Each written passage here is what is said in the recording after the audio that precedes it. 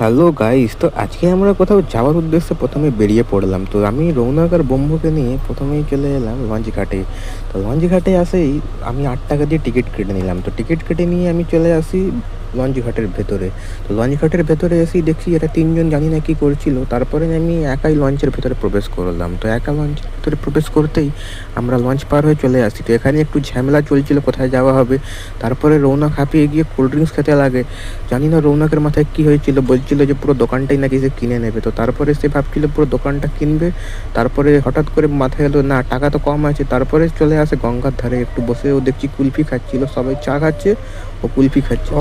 তারপরে চা খেতে লাগলাম। তো আমিও চা খেতে খেতে তারপরেই আমার মাথায় এলো যে আইরিটোলা এলে বাবা ভূতনাথ মন্দির দর্শন না করলে কি হয়। তো তাই সেই জন্য চলে এলাম বাবা ভূতনাথ মন্দির দর্শন করার জন্যে। তো বাবা ভূতনাথ মন্দির দর্শন করার পর তারপরে আমরা আবার চলে আসি আইরিটোলা লঞ্চ ঘাটে। তো আইরিটোলা লঞ্চ ঘাটে এসে সেখান থেকে তারপরে আমরা বাড়ির দিকে রওনা